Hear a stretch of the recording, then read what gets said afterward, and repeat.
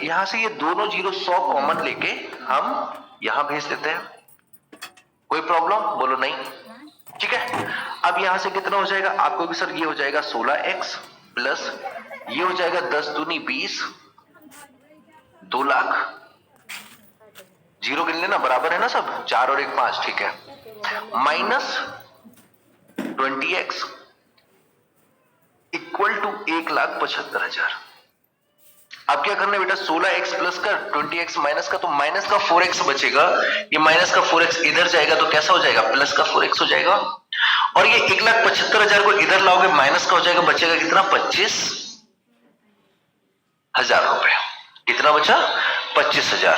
अब अगर सॉल्व करोगे, 4 से डिवाइड करोगे, x बराबर कितना आ जाएगा बेटा? 2 जीरो कैंसिल करेंगे, 25 बार जाएगा और 25 पंचे 625, तो x बराबर वैल्यू आ जाएगा 625 जीरो। मतलब 8% पर उसने 6,250 रुपए दिया था।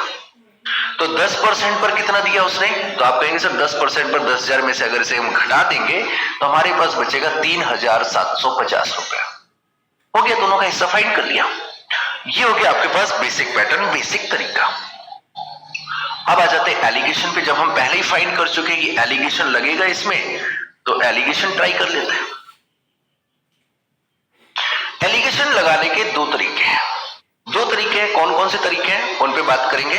तो ये हम पूरा रब करते हैं एक बार। आप लोग क्या बोलते हो? बेसिक क्लियर हो क्या कि बेसिक से कैसे लगेगा? फिर उसके बाद में हम लोग काम करेंगे एलिगेशन पे कि एलिगेशन से कैसे लगाएंगे, और एलिगेशन से भी लगाने के इसके दो तरीके रहेंगे, उनको भी समझेंगे हम। तो ये सब इतना क्लियर हो गया सभी को?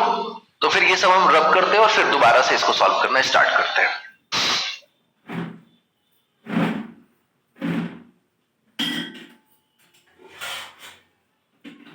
सीआई का क्लास नहीं होगा, सीआई होगा। पहले एसआई कंप्लीट करेंगे फिर सीआई करेंगे, ठीक है?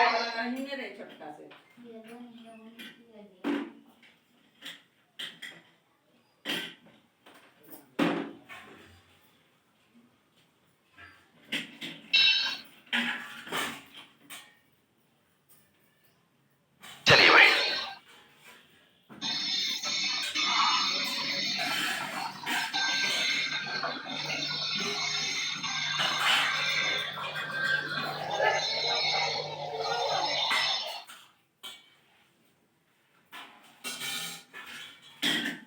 ये हो गया हमारे पास। अब एलिगेशन कैसे लगेगा? तो एलिगेशन के लिए हमें क्या चाहिए?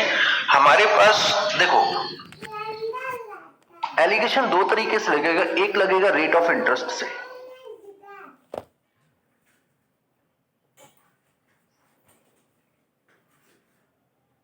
और एक लगेगा इंटरेस्ट से। ये वो वाला इंटरेस्ट नहीं है जो तुम्हें किसी के लिए आता है, ये ब्याज वाला इंटरेस्ट है, ठीक है? इंटरेस्ट से लगेगा।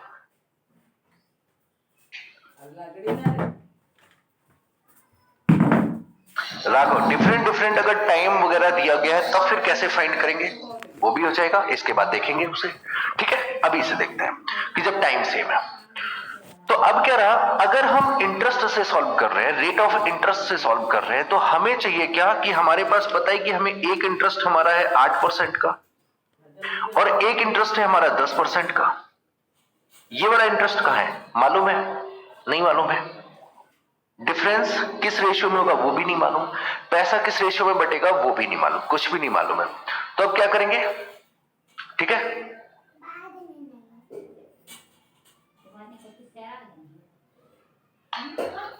ओके। सो अब क्या करना रहेगा? यहां पर अगर हमें ओवरऑल रेट ऑफ इंटरेस्ट मिल जाए कि एलिगेशन वाला रेट ऑफ इंटरेस्ट कितना है, ओवरऑल रेट ऑफ इंटरेस्ट, तो हम पता कर सकते हैं। तो हमें पता है कि हमने टोटल पैसा दिया 10,000 रुपए, 2 साल के लिए दिया, और टोटल इंटरेस्ट का गया, गायब हो गया। 1,750 रुपए हुआ था टोटल इंटरेस्ट। तो कुल 10,000 रुपए पर हमें कुल 1,750 रुपए मिला 2 साल में। तो ओवरऑल रेट ऑफ इंटरेस्ट कितना हो जाएगा? अगर हम यहां से कैलकुलेट करें कि टोटल रेट ऑफ इंटरेस्ट कितना हो जाएगा, तो आप कहोगे कि भाई टोटल हमें 1,750 रुपए ब्याज मिला, 10,000 रुपए पर रेट ऑफ इंटरेस्ट हमें पता करना, टोटल 2 साल का अमाउंट है ये जीरो। बेटा 2 जीरो से 2 जीरो खत्म, ये नहीं, क्लियर है? अब क्या करेंगे, एक जीरो से एक जीरो और खत्म हो गई। फिर क्या किया जाए, यहां पर बचा तो 5 से कैंसिल कर दोगे 2 बार, और ये 5 से कैंसिल करोगे तो 5 दिया 15, 35।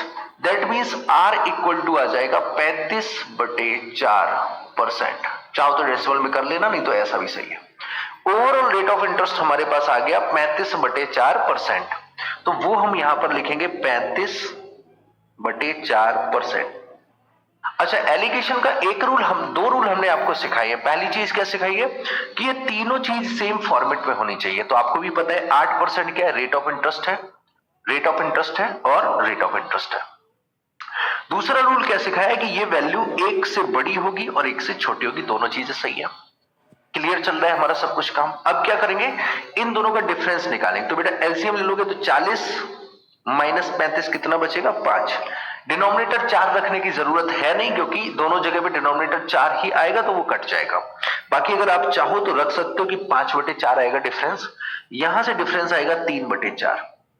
इसका मतलब पैसे को किस रेशियो में बांटेंगे, तो आप कहोगे सर 5:3 के रेशियो में पैसे को बांट लिया जाए।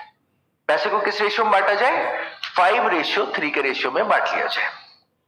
पैसा है कितना, बोले 10,000 है, तो 10,000 को 5 और 3 के रेशियो में बांटोगे तो 5 बराबर आ जाएगा 6,250 और 3 बराबर आ जाएगा आपका 3,750। आंसर ये हो गया रेट ऑफ इंटरेस्ट से अगर लगाया हमने। अब हमें लगाना है इंटरेस्ट से, कि अगर सिर्फ ब्याज से लगाएं हम, रेट ऑफ इंटरेस्ट से न लगाएं, तब कैसे लगाएंगे। तो बेटा हमें पता है कि अगर ब्याज से लगाएंगे तो ये तीनों वैल्यू सेम होनी चाहिए, ये चीज ध्यान रखना। एलिगेशन वैल्यू हमें पता है, ये वाली मालूम नहीं, ये वाली मालूम नहीं। एलिगेशन वैल्यू पता है कि टोटल ब्याज 1750 मिला, डिफरेंस का काम आगे रहेगा। तो पहले पता तो कर लो कि 8% पर तुम्हें कितना ब्याज मिला और 10% पर कितना ब्याज मिला। तो वर्बली फाइंड कर सकते ना, 10,000 रुपए का 10% होता है 1000 और 2 साल का हो जाएगा 2000, ब्याज 2000 हो गया। और 10,000 रुपए का 8% होता है 800, 2 साल का हो जाएगा 1600। तो अब आपको पता है कि 1600 क्या है, बोले अगर हम पूरा पैसा 8% पर दे देते तो हमें 1600 रुपए ब्याज मिलता। अगर हम पूरा पैसा 10% पर दे देते तो हमें 2000 रुपए मिलता। लेकिन हमने कुछ पैसा 8% पर दिया और कुछ पैसा 10% पर दिया, इसलिए हमें ब्याज 1750 मिला। बात क्लियर हो गई? ठीक है, अब फिर से वही काम करोगे, यहां से डिफरेंस चेक करोगे, ये डिफरेंस आ जाएगा बेटा 250 का, यहां से डिफरेंस आ जाएगा 150 का, रेशियो फिर से आ जाएगा 5:3 और फिर से पैसे को 5 और 3 में बांट देंगे तो आंसर 6,250 और 3,750 आ जाएगा। क्लियर? अच्छा, क्या करें सर, पीडीएफ में क्वेश्चन सॉल्व नहीं कर पा रहे हैं। ओके, पीयूष आप जरा एक बार नंबर दो, हम कुछ बात करेंगे आपसे, समझेंगे कि प्रॉब्लम कहां पे आ रही है। यहां पर कमेंट में आप डिटेल में अपनी चीजें डिस्कस नहीं कर पा रहे हो तो आप अपना मैसेज ड्रॉप कर दो इस नंबर पर, ठीक है, या लेक्चर के बाद कर देना और उसके बाद में फिर हम आपको कांटेक्ट कर लेंगे। क्लियर है? कम बच्चों को पढ़ाने में यही फायदा होता है कि हर एक बच्चे की प्रॉब्लम को हम डिस्कस कर सके, और यही रीजन रहता है कि मैं लिमिटेड बच्चे ही पढ़ाता हूं, ज्यादा पढ़ाने का कोई शौक ही नहीं है। तो फाइनली ये रहा एलिगेशन वाला सवाल। समझ में आया सभी को या नहीं आया? सॉल्व कई तरीके से कर सकते हैं, बेसिक से कर सकते हैं, एलिगेशन से भी 2 तरीके से कर सकते हैं। चीजें सभी को समझ में आई या नहीं आई, उसके बाद फिर आगे बढ़ेंगे हम लोग। ठीक है, चलिए भाई जल्दी से बताइए भाई क्या करना चाहिए।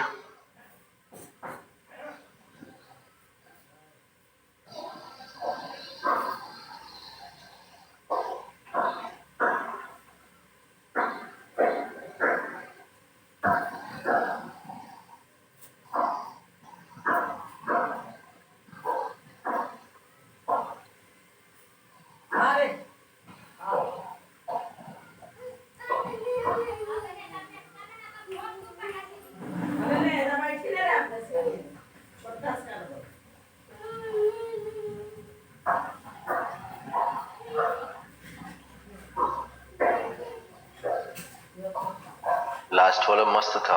ओके चलिए फिर, ठीक है, तो अब एक काम करते हैं, प्रैक्टिस हो जाए थोड़ी सी इस पर। क्लियर है?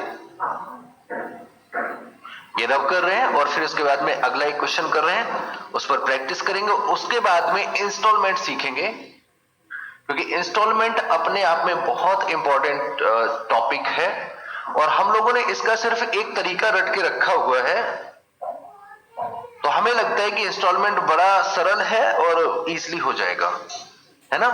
लेकिन क्रेज इंस्टॉलमेंट का कभी कम नहीं होता है। तो बेटा याद रखना, रटने से काम नहीं होता है, काम समझने से होता है। एक क्वेश्चन और हो जाए, चलो हो जाए फिर, ठीक है? जैसी आज्ञा प्रभु। चलिए भाई, तो जैसे अगर किन्होंने कहा एक क्वेश्चन और हो जाए, भंवरलाल, नाम लिखने में लंबा रहेगा। चलो भाई, BL सिंह, क्या नाम है? देखो मतलब नाम की वैल्यू बढ़ गई।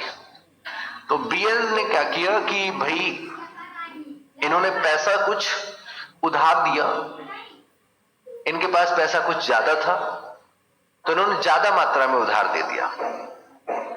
ठीक है, ओके राघव, देख लेंगे। तो भंवरलाल के पास बहुत पैसा था तो इन्होंने एक बड़ी रकम अपने दोस्तों को उधार दे दी, ब्याज पर। रकम थी 600 रुपए की। ठीक है, इतना पैसा इन्होंने उधार दे दिया। क्लियर है? और कितने हिसाब से दिया? एक दोस्त को दिया 9% के हिसाब से और एक को दिया 16% के हिसाब से। बड़े चालू चीज है ना? बहुत पैसा कमा रहे ये लोग मिलके। तो अब इन्होंने इतना पैसा उधार दिया 3 साल के लिए। 3 साल के लिए अपने 2 दोस्तों को पैसा दे दिया, लेकिन कितना कितना दिया हमें मालूम नहीं है। ठीक है, चलो भाई, अब इसके बाद में क्या हुआ सीन कि यहां से 3 साल बाद इन्हें जो टोटल ब्याज मिला, वो इन्हें 200 रुपए ब्याज मिल गया। और ये बड़े खुश, बोले वाह, नहीं 200 कम लग रहा है, ज्यादा कर लेते हैं। चलो भाई, 240 रुपए ब्याज मिल गया।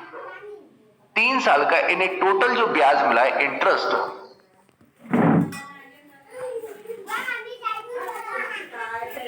वो इन्हें 240 रुपए मिल गया। अब बताओ भैया कि कितना पैसा इन्होंने किसे दिया था, ये दोनों का बताना है आपको। 9% वाला ए बंदा है, ए को कितना दिया? 16% वाला बी बंदा है, बी को कितना पैसा दिया? अब ये काम आपका है, सॉल्व करना आपका काम है। हो जाएगा? ट्राई कर जाओ।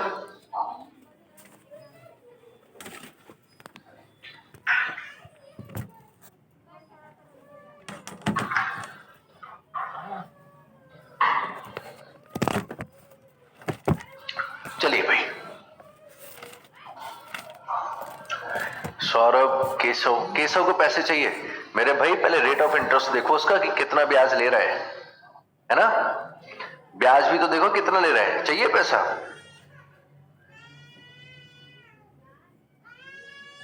ये अगले बैच की फीस यहीं से निकालेगा।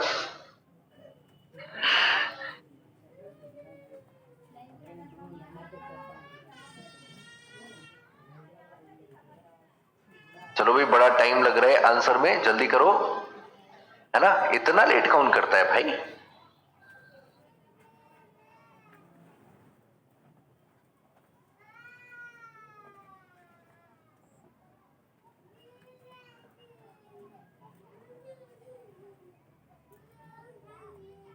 अच्छा, फ्रैक्शन में आ रहा है, आने तो कोई फर्क नहीं है।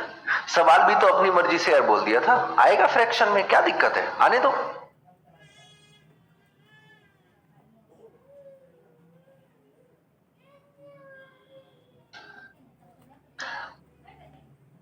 चलिए भाई, डिस्कस करते। तो हमें दिख रहा है कि भाई एलिगेशन लगेगा यहां पर, दोनों का टोटल ब्याज दे रखा है। तो एक साइड पर हो गया ए और एक साइड पर हो गया बी। क्लियर है? हम चाहे तो overall rate of interest find कर सकते हैं। ओवरऑल रेट ऑफ इंटरेस्ट कितना हो जाएगा? तो आप कहोगे sir overall rate of interest अगर यहां से निकालेंगे तो हमें ब्याज मिल रहा है 240 रुपए, प्रिंसिपल था हमारा 600 रुपए, रेट ऑफ इंटरेस्ट निकालना है और 3 साल का ये टाइम है, डिवाइडेड बाई 100। तो 2 जीरो से 2 जीरो खत्म, 6 से कैंसिल किया, 6 चौको 24।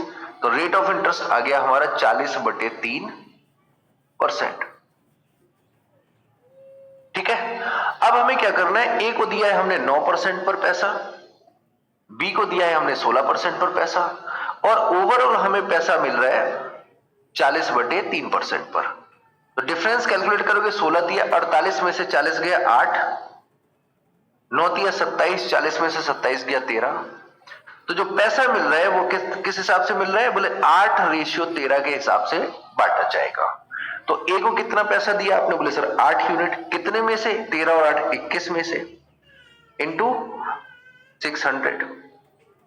3 से कैंसिल कर दो 7 बार, और ये कैंसिल कर दो 200 बार। तो ए को इन्होंने जो पैसा दिया है वो है 1600/7 रुपए। और बी को कितना पैसा दिया होगा? तो यहां से हमें पता है कि भाई 200/7 ये हो गया था, ठीक है। 13 में से तो 13 दूनी 2600/7।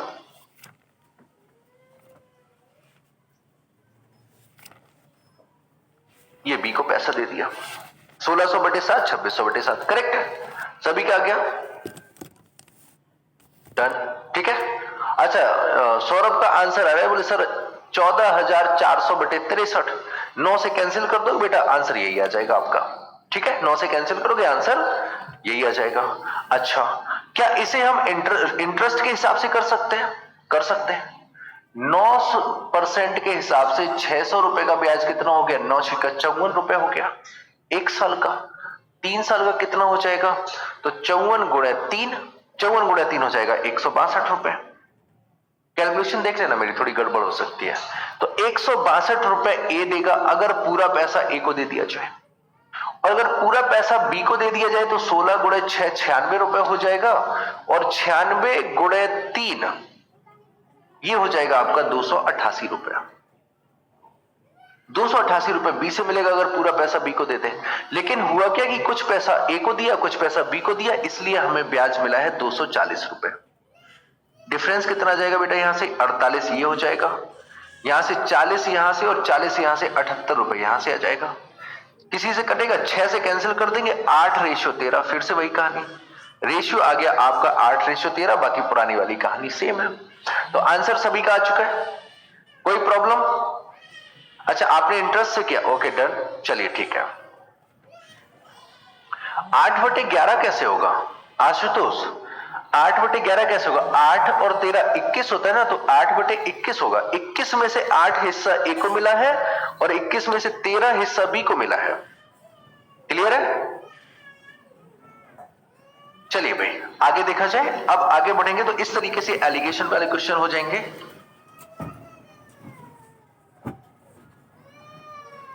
सीट आपको दे दी गई है, CI SI की आपको सीट दे दी गई है या नहीं? पहले ये बता दीजिए टेलीग्राम पर।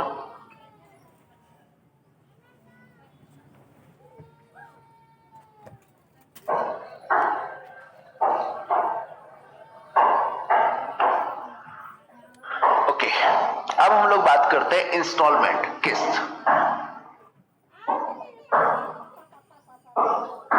इंस्टॉलमेंट की बात करेंगे, किस्त की। देखने में बड़ा प्यारा वर्ड होता है, हमें अच्छा भी लगता है, लेकिन हम आपसे यही कहेंगे कि इनसे दूर रहना चाहिए। ऐसे वर्डों से, ऐसे मनमोहक चीजों से दूर रहना चाहिए। जो चीजें एकदम मन को अच्छी लगे ना, उनसे कोशिश करो दूर ही रहो, है ना। चलिए भाई, तो किस्त होती क्या है, क्या चीज रहता है? तो फॉर एग्जाम्पल, जैसे सपोज करो कि आप लोगों ने EMI पे मोबाइल जरूर शायद खरीदे होंगे। वैसे रेयर केस में ऐसा काम होता है EMI पर मोबाइल वगैरह लेना। EMI पर मोबाइल खरीदा होगा, ठीक है। तो होता क्या है? अच्छा, झोल होता है इनमें। अरे वाह, हमें तो पता नहीं था, थैंक यू, ठीक है। तो EMI पे मोबाइल लिया। अब बेटा होता क्या है कि जैसे अगर मोबाइल हम सीधा सीधा पेमेंट करके खरीदते हैं, तो फॉर एग्जाम्पल वो मोबाइल 10,000 रुपए का है। अगर सीधा सीधा पेमेंट कर दिया होता तो 10,000 का ले लेते आप। लेकिन आपने क्या किया? आपने इसको किस्त पर खरीदा, EMI पर खरीदा, तो ये मोबाइल आपको लगभग शायद 11,000 रुपए का पड़ेगा, हाँ या नहीं? 10,000 का तो नहीं पड़ेगा, ये तो फिक्स है। 10,000 का तो नहीं पड़ेगा। अगर ये, हाँ, बाइक खरीदी थी मेरे भाई ने, तो समझ लो कि अगर बाइक खरीदी थी, तो अगर बाइक 60,000 की है तो ईएमआई पर उठाई होगी तो कम से कम 65 या 70 हजार रुपए पे किया होगा। अब ये जो एक्स्ट्रा अमाउंट पे किया होता है वो क्यों पे करते हैं? वो इसलिए पे करते हैं क्योंकि उस पर बेटा इंटरेस्ट लग चुका होता है, ब्याज लग चुका होता है ना। और जब ब्याज लगेगा तो वैल्यू बढ़ेगी, पैसा ज्यादा देना पड़ेगा। तो किस तरीके से ये सब होता है, तो ये किस तरीके से करते हैं जरा इनको यार देख लो जाके यार, ये तो आफत मचाए हैं। ठीक है, जाओ यहीं से बोल दो जाके, कह दो भैया थोड़ा सा शांति रखो। ठीक है, तो अब हुआ क्या यहां पर कि देखो जो 10,000 से 11,000 रुपए पे किया आपने, या बाइक के लिए जो एक्स्ट्रा अमाउंट लग गया है वो क्यों लगा है? उसके पीछे का रीजन ये है कि भाई उस पर ब्याज लग चुका होगा, इंटरेस्ट बन गया होगा उसके ऊपर। क्लियर है कि नहीं? चलो, तो अब ये किस तरीके से लगता है उसका प्रोसेस हमें आज सीखना रहेगा। एसआई टॉपिक में साधारण ब्याज में दो तरीके से क्वेश्चन आपसे पूछे जाते हैं। एक जो सबसे ज्यादा फेमस है, जब आपको अमाउंट दे दिया जाएगा, जब आपको अमाउंट दे दिया जाए, मिश्रधन दे दिया जाए, दैट मीन्स अच्छा 0% जब ईएमआई होता है तब तो नहीं लगता है। ये बात आपकी बिल्कुल सही है कि जब 0% ईएमआई होता है तो फिर ब्याज नहीं लगता है। तो फिर 0% ईएमआई का मतलब क्या है?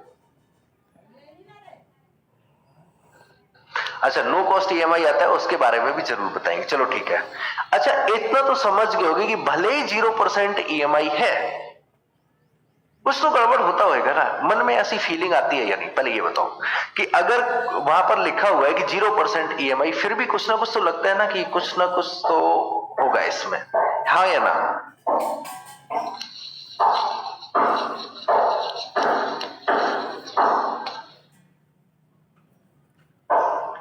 चलिए भाई, ठीक है। चलो, तो यहां पर था, तो हम बात कर रहे थे कि एसआई में किस किस टाइप से क्वेश्चन पूछे जाएंगे।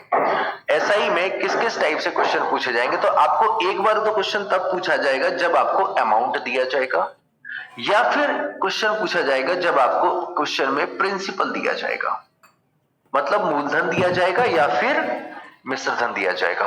आपके एग्जाम में ये वाला क्वेश्चन अभी तक कई बार पूछा गया है, ये वाला कम पूछा गया है। और मजेदार बात पता है क्या है? जब भी आप पढ़ते हो तो मैक्सिमम जगह पर, मैं बात कर रहा हूं मैक्सिमम, सभी की नहीं बोल रहा हूं, लेकिन हाँ मैक्सिमम जगह पर, मतलब 80% प्लेसेस पर आपको सिर्फ ये वाली चीज पढ़ाई जाती, इसके बारे में डिस्कशन ही नहीं करते हैं। रीजन उसमें क्या है? उसके पीछे का रीजन ये है कि इसका शॉर्ट ट्रिक है, लेकिन इसका कंसेप्ट है, ये कंसेप्ट से ही सॉल्व होगा। यहां पर शॉर्ट ट्रिक नहीं चलती। तो बोले शॉर्ट ट्रिक नहीं चलती, बोले कंसेप्ट क्या? बोले कंसेप्ट पता नहीं। बोले पता नहीं तो फिर पढ़ाओ नहीं, छोड़ो, काम खत्म, है ना? तो इसको पढ़ा के खत्म कर दिया जाता है। आपको दोनों पढ़ना पड़ेगा यहां पर, ठीक है? चलिए, तो अब ये देखेंगे क्वेश्चन किस तरीके से आपसे पूछेगा, उनके बारे में बात करेंगे। तो पहले जब इस अमाउंट वाले पर हमें पता है कि शॉर्ट ट्रिक है, तो इसको निपटा के इसकी छुट्टी करते हैं, फिर बाद में आगे की चीजें समझते रहेंगे। चलिए भाई, तो पॉइंट क्या है? पॉइंट ये है आपके पास में कि कोई एक अमाउंट ले लेते हैं, एग्जाम्पल के तौर पर एक अमाउंट ले लेते हैं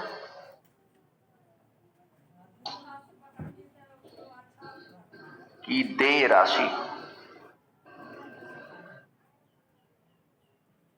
5% वार्षिक ब्याज की दर से, 5% वार्षिक ब्याज की दर से 4 समान किस्तों में वापस की जाती है।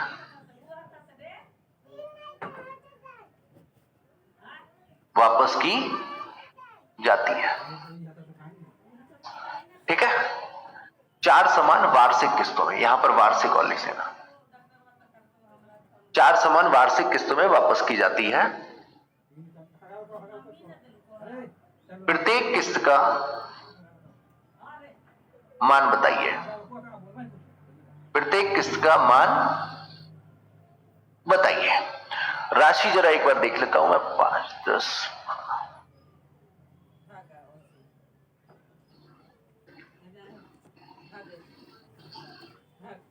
12,900 रुपए की राशि। ठीक है, 12,900 रुपए की राशि जो है वो 5 वार्षिक किस्तों में पे करनी है, बराबर किस्तों में पे करनी है। तो बताइए प्रत्येक किस्त का मान कितना है। तो यहां पर क्या करना बेटा, हमेशा ध्यान रखो कितनी किस्तें आपको पे करनी है। 4 किस्तें पे करनी है। रेट ऑफ इंटरेस्ट कितना है? 5% आपका रेट ऑफ इंटरेस्ट है।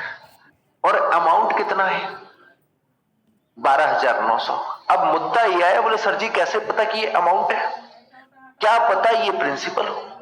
तो बेटा यहां पर लिखा हुआ है कि 12,900 की देय राशि। देय राशि मतलब जो आपको देना है, जो आपको वापस करना है। और जो आप वापस करते हो वो क्या होता है?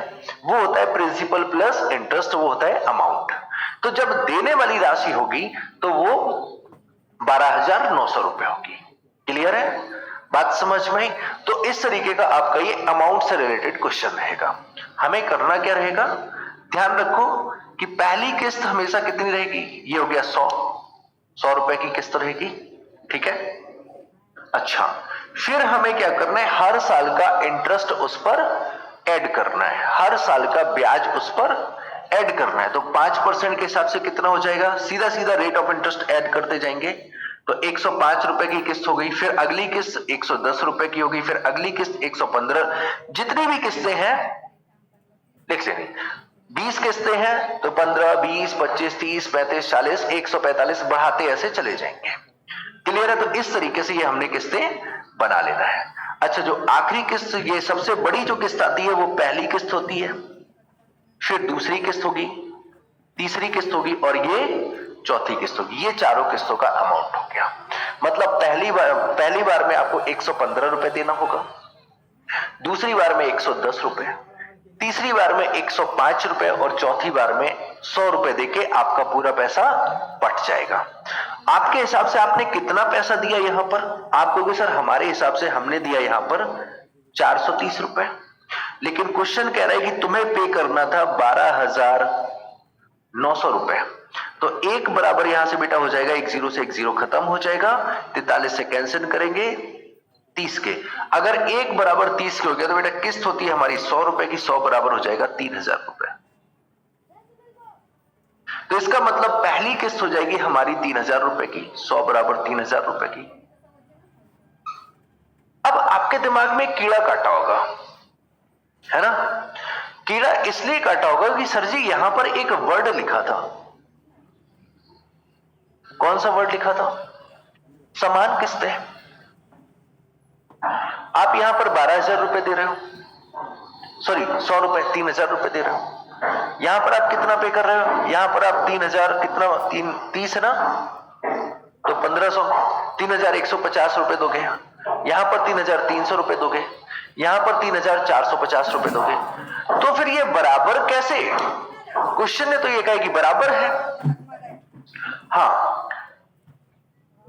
क्लियर है? हाँ, तो वही चीज, यही पॉइंट तो कह रहा था कि भाई जब ये सब अलग अलग हैं तो फिर किस्तें बराबर कैसे हुई, ये हमारी समझ में नहीं आया और हमारी भी समझ में नहीं आया।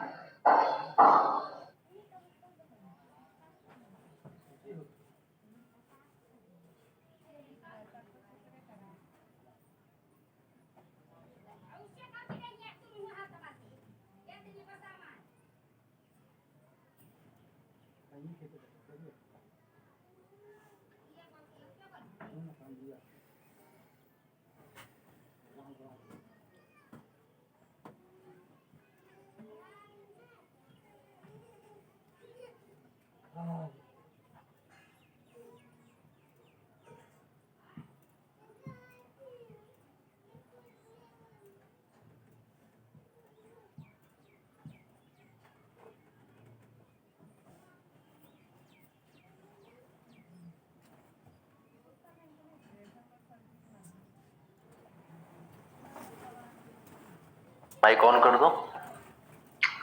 ठीक है, अच्छा कुछ तो गड़बड़ है, देखते क्या गड़बड़ है। तो बेटा यहां पर एक चीज समझो, जो ये 100 रुपए है ये सीधा सीधा हमारा प्रिंसिपल है, इस पर कोई ब्याज हमें नहीं देना है। जब हम आखिरी किस्त पे करने जाएंगे तो उस पर हमें कोई भी ब्याज नहीं देना होता है। जब ये हम इससे पहले जब तीसरी किस्त पे करने गए थे तो 100 रुपए की तो हमारी किस्त थी, और जो 5 रुपए लगे हैं आपसे, वो जो एक किस्त बची थी उस पर लगने वाला ब्याज आपसे ले लिया गया था, पहले ही वसूल लिया कि ब्याज दे जाओ। ठीक है, पहले ही वसूल लिया कि भाई ब्याज दे जाओ। क्योंकि देखो बेटा किस्त हम किस तरीके से पे करते हैं, जब हमें पे करना होगा तो हम किस तरीके से पे करेंगे कि भाई एक तो हमारी किस्त होगी और बाकी जो भी हमारे पास अमाउंट बचा है उस पर हम ब्याज ले लेंगे कि भाई बाकी इतना अमाउंट बचा उसका ब्याज भी हमें दे जाओ और एक किस्त का अमाउंट भी दे जाओ। तो ये जो तीसरी किस्त 105 की पे करके आए हो तो 100 रुपए की तो आपकी किस्त है, और जो 5 रुपए है ये जो 100 रुपए बच गए आखिरी बार के जमा करने वाले उस पर लगने वाला ब्याज है। ये 110 कैसे हुआ, तो आप कहोगे सर 100 रुपए की तो हमारी किस्त थी और 100 रुपए तीसरी वाली किस्त का और 100 रुपए चौथी वाली किस्त का ब्याज जब भराएंगे तो 5% के हिसाब से 10 रुपए ब्याज लग जाएगा, 5 रुपए और 5 रुपए करके। और उसी तरीके से बेटा जब ये पहली किस्त देने गए होगे तो 100 रुपए तो आपकी किस्त थी, 5 रुपए इसका ब्याज, 5 रुपए इसका ब्याज और 5 रुपए इसका ब्याज, टोटल कितना ब्याज लग गया 15। तो आपकी हर एक किस्त की वैल्यू कितनी आई 100 रुपए, लेकिन आपको ब्याज भी देना पड़ रहा है। क्लियर है? ठीक है, तो ये सब इस तरीके से चीजें चलेगी। तो आपकी किस्त कितनी होगी 100 रुपए की, और इस तरीके से ये सब काम चलेगा जब आपको अमाउंट से रिलेटेड ब्याज के बारे में बात करेंगे। ठीक है, अच्छा ये तक इतना सब क्लियर हो गया? हाँ करेक्ट है सौरभ कि आपने जो 5, 10, 15 ऐड किया वो इंटरेस्ट हो गया और बाकी सब किस्त का पैसा हो गया। तो ये हो गया हमारा अमाउंट से रिलेटेड।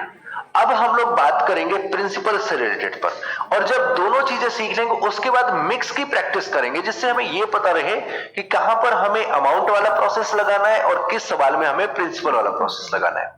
चेक करने का तरीका बता दिया कि भाई जब वापस करने जो भी पैसा जा रहे हो 12,900 की देय राशि मतलब वापस करने जा रहे हैं, तो जो भी पैसा हम वापस करने जाते हैं वो अमाउंट होता है।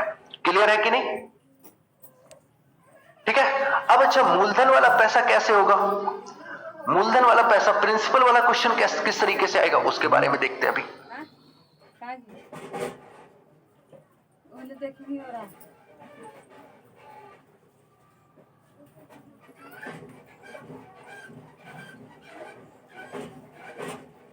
तो बात कर रहे हैं प्रिंसिपल वाले क्वेश्चन की। जैसे अगर हम आपसे कहें कोई एक चीज खरीद लेते हैं, मोबाइल की बात कर रहे थे, मोबाइल ही लेते हैं कि कोई एक मोबाइल है, एक मोबाइल की कीमत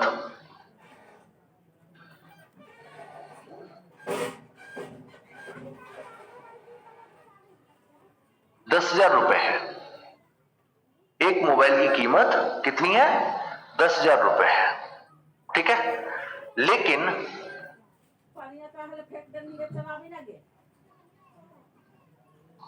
इसे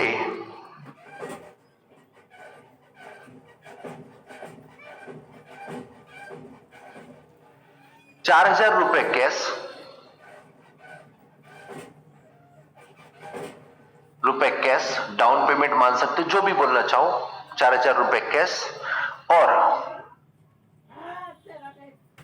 कितना बचा है 6,000 बचा हुआ है ना,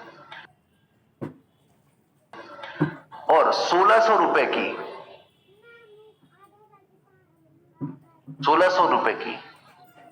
4 मंथली इंस्टॉलमेंट में से 4 मंथली इंस्टॉलमेंट में भी खरीद सकते हैं।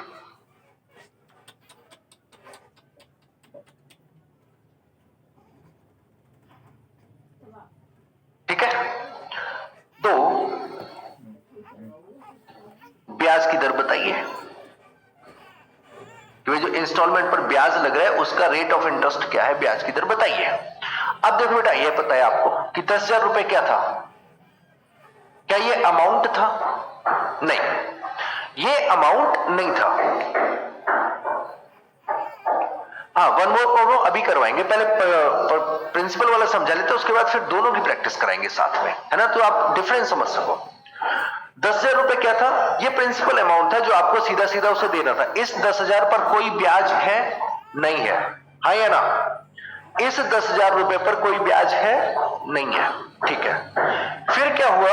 उसने कहा कि 10,000 रुपए, अब जैसे तुम लोग नो कॉस्ट ईएमआई, जो ईएमआई पर मोबाइल लेते हो, तो वो क्या सीन बनता है कि भाई देखो, आपने 10,000 रुपए का मोबाइल के लिए कितना पे किया? 4,000 रुपए यहां पर पे किया, और 1,600 रुपए की 16 चौको 64, तो टोटल 10,000 रुपए 400 पे किया है आपने। 10,400 रुपए पे किया हुआ है। बात समझ में आई नहीं?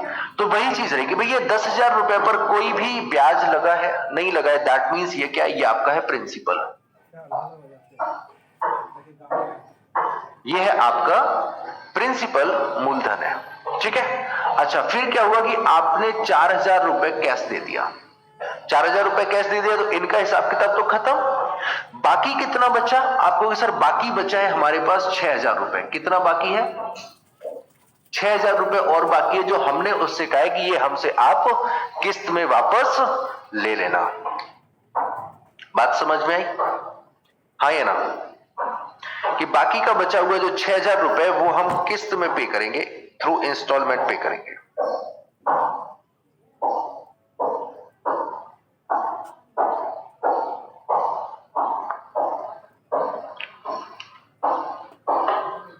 अब क्या रहा आगे?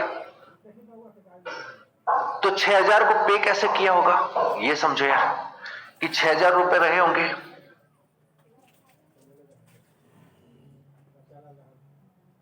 6,000 रुपए रहे होंगे। तो इसमें जब तुम 1,600 रुपए देने गए,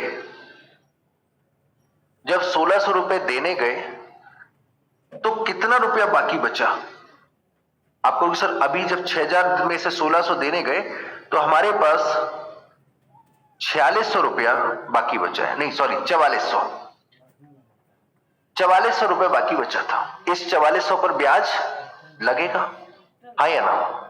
1,600 जब देने गए हो, पहली किस्त जब देने गए हो, तो 6,000 था, तो 4,400 पर ब्याज लगेगा। जब दूसरी किस्त पे करी आपने फिर से 1,600 की, तो फिर कितना पैसा लगा भाई? 6,000 था, पहली किस्त पे कर दी, 4,400 पर ब्याज लगेगा।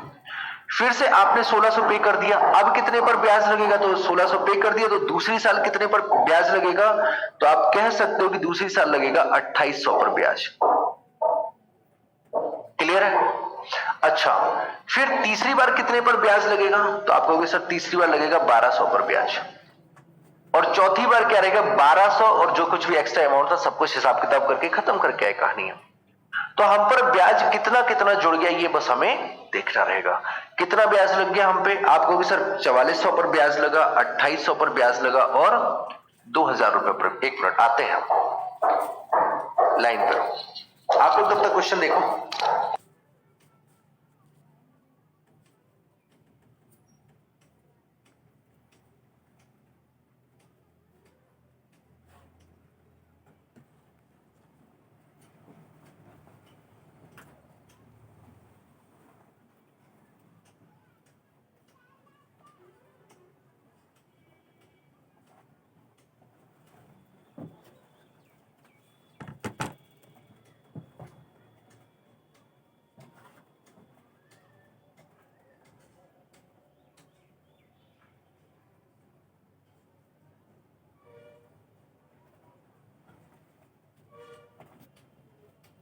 बस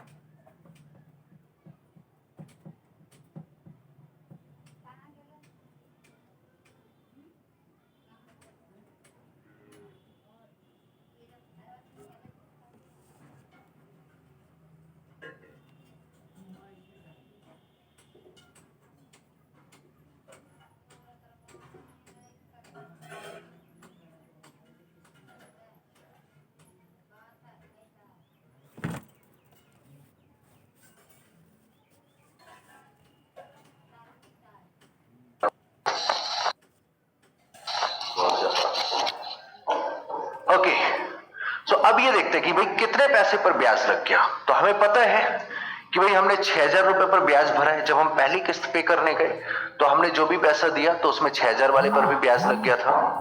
फिर अगली बार जब पे करने गए तो हमें 4400 पर ब्याज पे करना पड़ा था क्योंकि हम 1600 पे कर रहे हैं, फिर 2800 पर और फिर 1200 पर। तो हमने कितने रुपए पर टोटली ब्याज पे किया हुआ है? तो आप कह सकते हो कि 6 और 4 10, टोटल अगर कर जाएंगे तो 2800 1200 ये हो गया 4000, 6 4 10,000, टोटल हमने ब्याज पे किया है 14,400 रुपए पर। कितना ब्याज पे किया? 14,400 रुपए पर। ठीक है, मंथली कहां गया?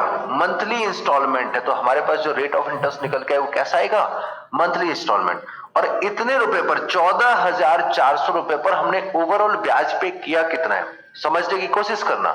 कितना टोटल ब्याज पे किया है हमने? 14,400 रुपए पर ब्याज पे किया है। कितना ब्याज पे किया है? तो आपको पता है कि बेटा आपने पे किया है 16 चौको 6400 रुपए। 6,000 की जगह पर आपने 6400 रुपए पे किया है। दैट मीन्स आपने 400 रुपए ब्याज पे किया है। 400 रुपए ब्याज पे किया किस राशि पर? बोले इस राशि पर। ठीक है, रेट ऑफ इंटरेस्ट फाइंड करना है R%। तो 14,400 का R% हो जाएगा आपका आंसर। तो जीरो से जो 2 जीरो खत्म हो जाएगा। ठीक है, और कुछ कटेगा? 16 से कैंसिल करोगे तो 16 दूनी 32, 16 पंचे 80 और 16 गुणे 9। तो बेटा यहां से R बराबर आ जाएगा आपका 25/9% मंथली, क्योंकि आपका जो इंस्टॉलमेंट है वो आपका मंथली हो रहा है। लेकिन आपको आंसर चाहिए किसमें होता है? ईयरली में, वार्षिक चाहिए होता है। तो वो कैसे हो जाएगा? तो आप कहोगे सर अगर एक महीने का किस्त अगर हम 25/9 भर रहे हैं तो साल भर का किस्त मल्टीप्लाइड बाई 12, कैंसिल करोगे 3 से 4 बार जाएगा, 3 बार जाएगा, तो आंसर हो जाएगा 100/3% रेट ऑफ इंटरेस्ट है आपका ये। तो ये आपका फाइनल आंसर है। थोड़ा सा मजेदार सवाल है, फील नहीं हो रहा था है ना? इसलिए इस सवाल को नहीं बताया जाता है कि भाई इतना सरदर्द कौन बियर करे, इतना सरदर्द कौन बियर करे। बात समझ में? अब एक बार पूरे क्वेश्चन को समराइज करते हैं, फिर से समझो क्या सीन था। 10,000 रुपए का मोबाइल था, 4,000 रुपए हमने तुरंत पेमेंट कर दिया तो कहानी खत्म हो गई इनकी 4,000 की। अब बचा हमारे पास 6,000 रुपए। तो जब हम अगले महीने, भाई इस महीने जैसे अगर आपने 4,000 पे कर दिया है तो अब तुरंत तो उसे 1,600 नहीं दोगे ना। अब 1,600 कब दोगे? अगले महीने दोगे। तो जब अगले महीने पे करने जाएंगे तो 6,000 पर ब्याज लगेगा या नहीं लगेगा? 6,000 पर ब्याज लगेगा, क्योंकि एक महीना तक तो 6,000 रुपए चल गए ना आपके। बात सुन रहे हो? समझने की कोशिश करो। जैसे अगर आपने क्या किया, वहीं जा रहे हो क्या? आपने क्या किया कि भाई 10,000 रुपए था, 4,000 रुपए आपने पैसे जमा कर दिए, 6,000 रुपए बचे, तो अब ये 6,000 कब दोगे? एक महीने बाद दोगे जाके। तो 6,000 रुपए पर एक महीने का ब्याज लग जाएगा। पहली चीज हो गई क्लियर, अलग कर दो। बोले 6,000 का एक महीने का ब्याज कैलकुलेट कर लेंगे अब। फिर क्या सीन हुआ? बोले अब जब अगले महीने जब देने गए हम 6,000 में से 1,600 हमने पे कर दिया, तो हमारे पास कितना पैसा अभी उधार बाकी है? आपको भी सर अब 4400 बाकी है। जब दूसरी किस्त देने जाएंगे तो 4400 पर ब्याज लगेगा, तीसरी किस्त पर 2800 पर और चौथी किस्त पर 1200। जो भी ब्याज थोड़ा थोड़ा लगता रहा वो सब टोटल जाके कितना हो जाएगा? बोले टोटल ब्याज हो गया था 400, इसलिए हमने 6400 रुपए टोटल पे किया था। एसआई में ये चीज अच्छा होता है बेटा कि ब्याज कभी भी ऐड नहीं होता है आपके प्रिंसिपल में। क्लियर है? तो इसलिए ब्याज को हमेशा अलग रख के कैलकुलेट करते हैं। बात समझ में आई? तो इस तरीके से हम इसे सॉल्व करेंगे। एक एग्जांपल मेरे हिसाब से और हो जाए, उसके बाद में ज्यादा समझ में आएगा। क्लियर है? एक एग्जांपल और कर लेना चाहिए। ठीक है, एक बार इसको नोट कर लो, उसके बाद में एक एग्जांपल और करते हैं और अच्छे से चीजें क्लियर करेंगे। रब करें।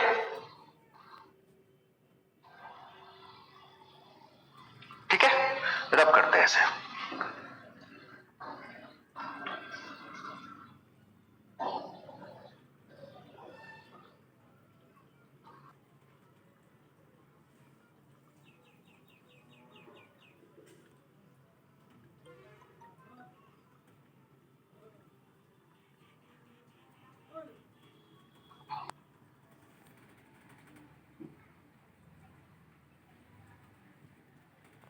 एक स्टेबलाइजर एक आदमी ने खरीदा जिसकी कॉस्टिंग थी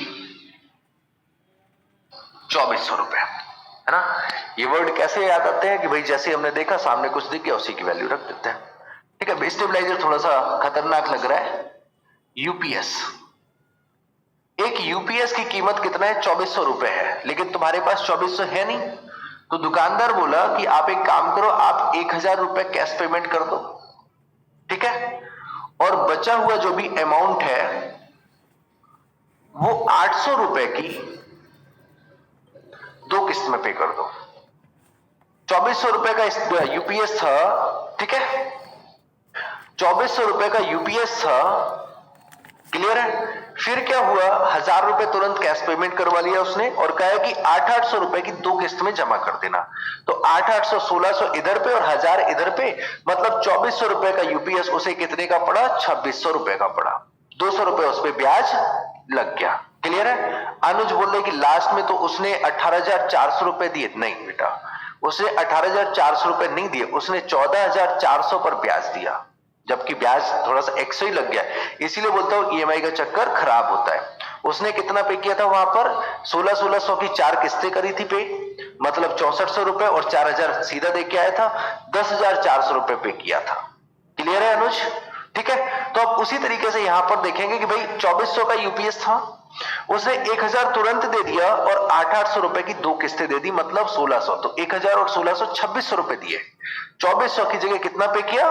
2600 रुपए पे किया है, ठीक है। तो 2600 रुपए पे किया, दैट मींस ये तो क्लियर हो गया कि इंटरेस्ट कितना दिया है उसने? 200 रुपए। किसी को डाउट यहां पर? नहीं है। अब जरा कहानी सुनो। इन 2400 का हिसाब किताब देखा जाए तो आप कहोगे सर 2400 रुपए अगर उसने तुरंत, 2400 में से अगर 1000 तुरंत दे दिया तो अभी बाकी कितना है? 1400 रुपए उधार अभी बाकी है, हाँ या ना? 1400 रुपए उधार अभी बाकी है। अच्छा, ये 1000 का कोई काम है? बोले सर इनका कोई काम नहीं, ये पेमेंट हो चुका है, इनका हिसाब किताब खत्म, कभी भी इनका क्वेश्चन में कोई रोल नहीं होगा। अब हुआ क्या सीन की फर्स्ट महीने की बात थी, आज की बात ले लेते। आज कितना तारीख है? 11 जून। आपने 11 जून को यूपीएस खरीदा। थोड़ा सा और डीपली समझने की कोशिश करते हैं कि आपने 11 जून को यूपीएस खरीदा, आपके पास टोटल अमाउंट था नहीं, तो आपने क्या किया? बोले हम 1000 रुपए पे कर रहे हैं। 11 जून को आपने 1000 रुपए पे किए और उसने अपनी डायरी में चढ़ा लिया कि भाई अनुज सेंगर पर 400 रुपए उधार है हमारे, यही तो ना? सॉरी 400 नहीं, 1400 रुपए उधार है हमारे, ठीक है। अब ये 1400 रुपए अनुज सेंगर कब देंगे जाके? तो अनुज सेंगर 1 महीने बाद, मतलब 11 जुलाई को उसके पास गए, बोले भैया 800 रुपए की ये एक किस्त आप रख लो। तो जो 800 रुपए की एक किस्त पे करी है जाके, तो 11 जून से 11 जुलाई तक ये 1400 रुपए उधार थी, ये 1400 रुपए पर ब्याज लगेगा या नहीं लगेगा? तो आप कहोगे सर लगेगा, तो 1400 रुपए पर ब्याज हम पर लगेगा। फिर हमने क्या किया कि हमने 800 रुपए से दे दिए जाके, उसने 1400 में से 800 कट किए और 11 जुलाई को लिखा उसने अपनी डायरी में कि अनुज सेंगर पर 600 रुपए उधार अभी बाकी है, यही लिखेगा। फिर क्या हुआ, हम 11 अगस्त को फिर जाएंगे उसके पास कि भैया ये पकड़ो अपने 800 रुपए और हमारा हिसाब किताब खत्म कर दो।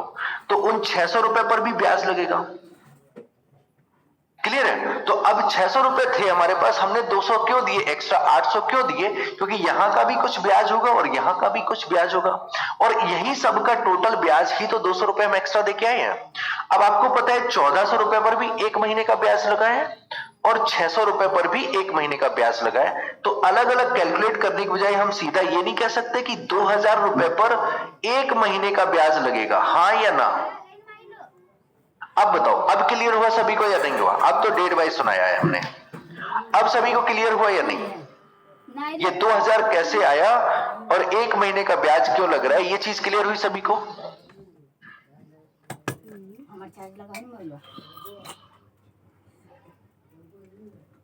बड़का जब्बर लगा है, बकर बकर करके रहा था।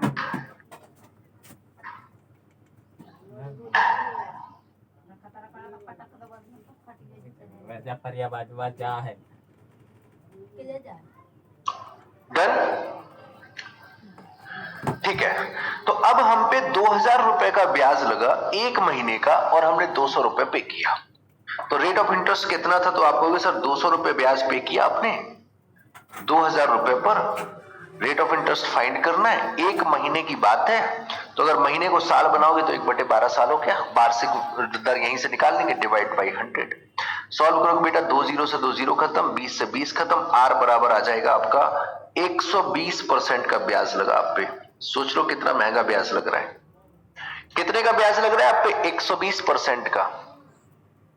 हाँ, मंथली इंटरेस्ट ऐड कर रही है, इसीलिए देखो 1 महीने का हिसाब किताब लिखा जा रहा है। ये 1/12 क्यों किया गया है, क्योंकि ये हिसाब किताब जो भी मंथली है, अब 1/12 कर दिया, इसका मतलब अब हमने इसे ईयर में कन्वर्ट कर लिया। तो जो 120% आया है वो आएगा हमारा रेट ऑफ इंटरेस्ट ईयरली।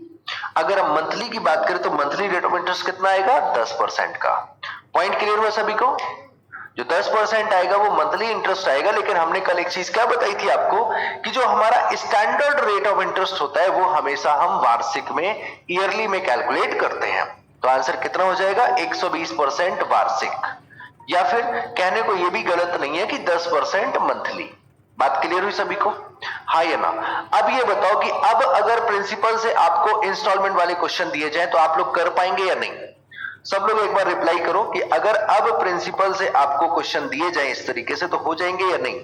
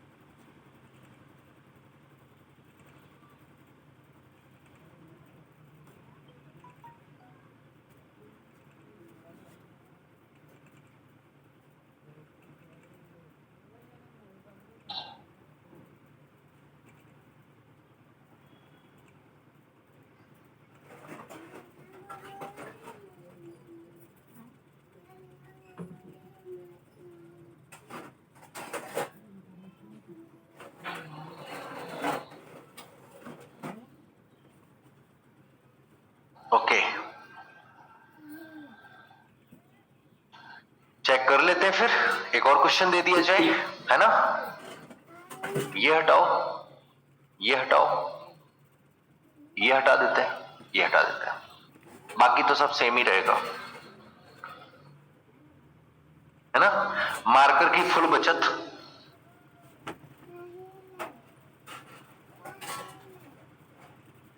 और इस बार सवाल ऐसे ही दे रहे तो आंसर ऊबड़ खाबड़ आ सकता है कि एक आदमी ने 5000 रुपए का कोई सामान खरीदा, हमें नहीं पता है क्या खरीदा, लेकिन 5000 रुपए का कुछ खरीदा है, बट उसके बाद टोटल पैसे नहीं थे। तो उसने क्या किया, उसने कहा कि हमसे 1000 रुपए अभी ले लो, बस इतना दे सकते हैं, इससे ज्यादा नहीं है, लॉकडाउन चल रहा है ना?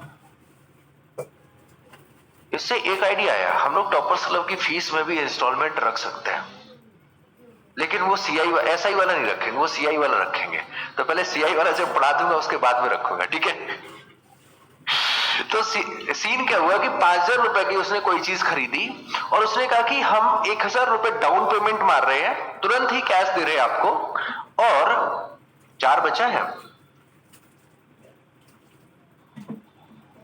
1000 रुपए की 5 मंथली किस्तें आपको पे कर जाएंगे। अब बताइए ब्याज की दर कितना है, कैलकुलेट कर पाएंगे?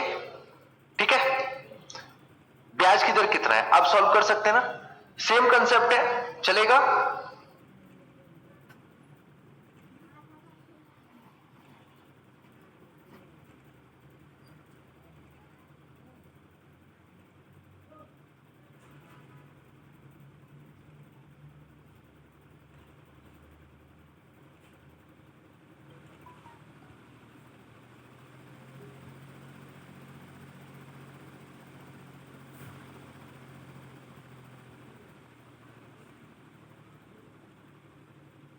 बताओ भाई, जल्दी से आंसर रिप्लाई करो सब लोग, कितना आएगा यहां से आंसर?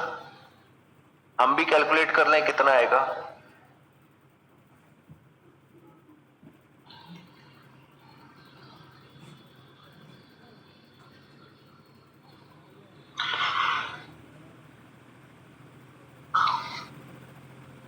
हो गया।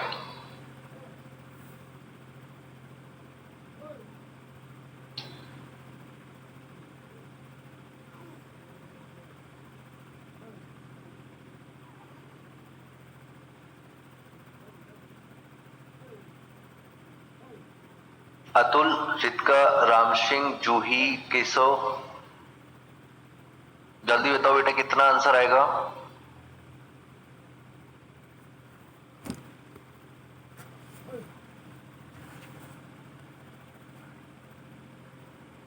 सौरभ का आंसर आया 120%।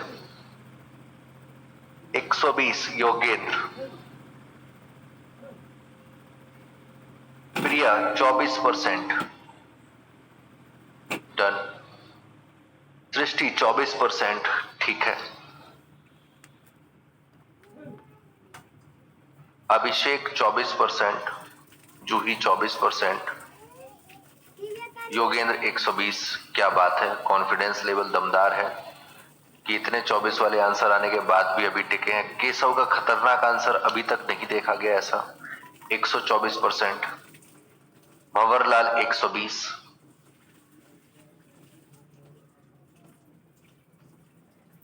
है ना? तो जो मुद्दा है वो ये है कि सर 24% होगा या 120% होगा।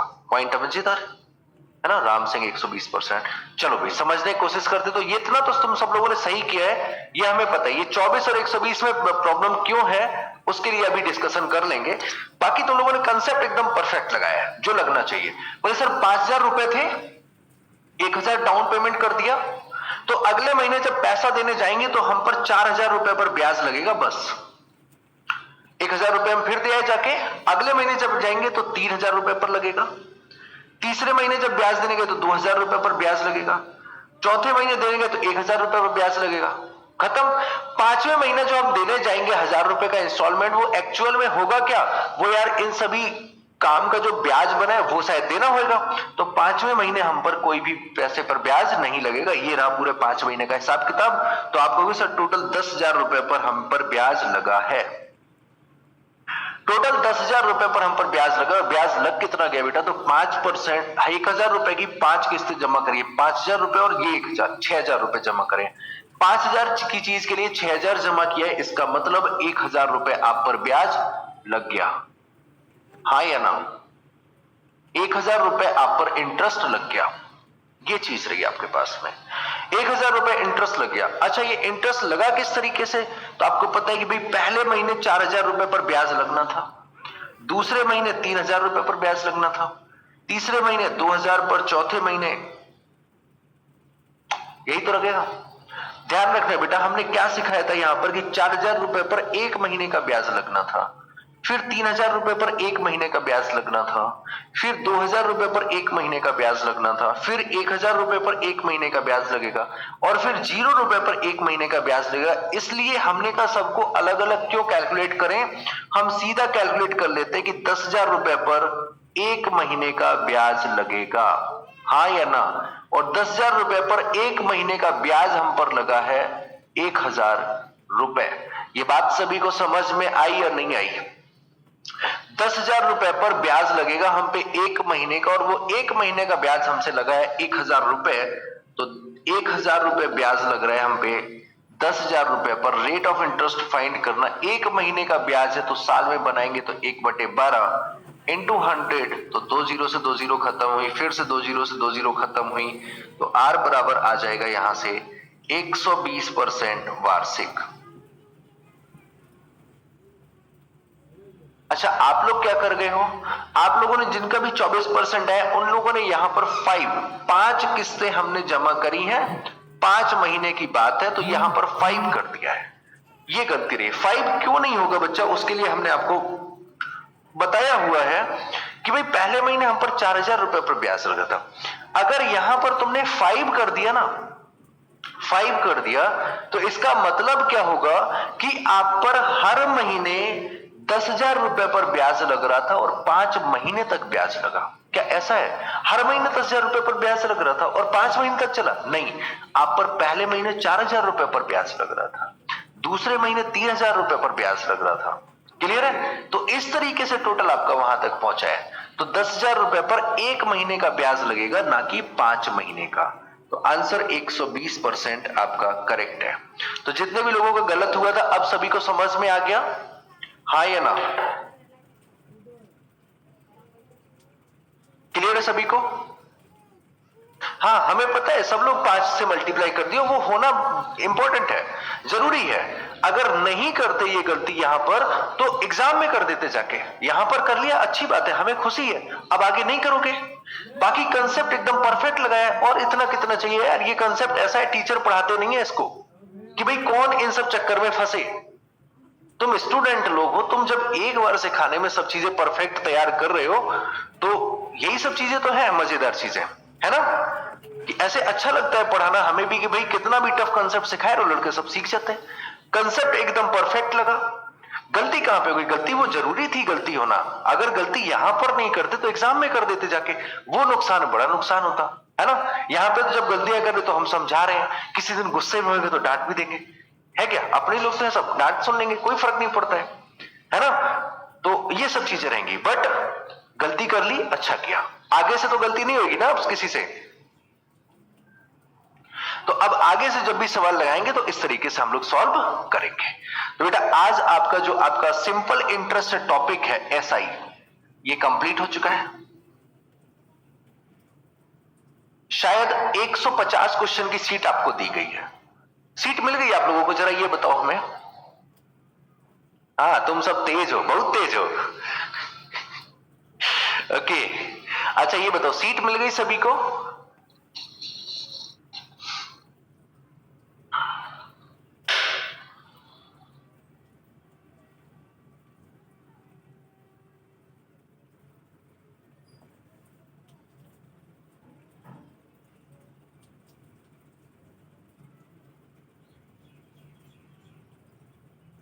हाँ, 149 क्वेश्चन है, मुझे एग्जैक्टली याद नहीं था, 145 से 150 के आसपास था। तो आप उन क्वेश्चन को लगाइएगा। वो क्वेश्चन एक सीक्वेंस में हमने लगा के रखे, आपने सॉल्व भी किया होगा। तो आपको स्टार्टिंग में सरल सरल लेवल के क्वेश्चन मिलेगा और धीमे धीमे उनका लेवल बढ़ता चला जाएगा, ठीक है? तो उन क्वेश्चंस को लगाइएगा। और स्टार्टिंग के क्वेश्चन में हम एक काम बोल रहे हैं आपको कि होमवर्क रहेगा आपके लिए स्टार्टिंग के 70 क्वेश्चन। ध्यान रखना, स्टार्टिंग के 70 क्वेश्चन आपके लिए होमवर्क रहेगा। कल इन पर डिस्कशन किया जाएगा। कल ये 70 क्वेश्चन आपको खत्म करने हैं। और खत्म कैसे करेंगे? जितने भी लोग लाइव आएंगे, ध्यान रखना, जो लोग लाइव नहीं देखते उनके लिए ये बता रहे हैं कि जितने भी लोग लाइव आएंगे वो कहेंगे कि सर जी क्वेश्चन नंबर 5 बता दो, ये हमसे नहीं हुआ, तो हम उसे डिस्कस कर देंगे, ठीक है? तो कोशिश करना कल सब लोग लाइव आओ। बहुत स्टूडेंट हो तुम लोग और लाइव बहुत कम देखते हो, गिने चुने 20-25 चेहरे हैं जो लाइव रहते हैं। देखो, जब लाइव, यहां पर एक आपको ऑनलाइन और ऑफलाइन का बात बताता हूं। ऑफलाइन में क्या होता है, जो बच्चे आगे बैठते हैं वो टीचर के एक बार टच में होते हैं और जो पीछे बैठते हैं वो टच में थोड़ा सा कम होते हैं। ऑनलाइन क्लास में क्या होता है कि जितने बच्चे लाइव होते हैं वो टीचर के साथ में बराबर कनेक्शन में रहते हैं, बातचीत वगैरह ये सब चीजें, और जो लाइव नहीं रहते हैं उनके साथ में ना चाहते हुए थोड़ा सा कनेक्शन कम हो जाता है। तो ये चीज रहता है, ठीक है? तो कल सभी लोग आएंगे।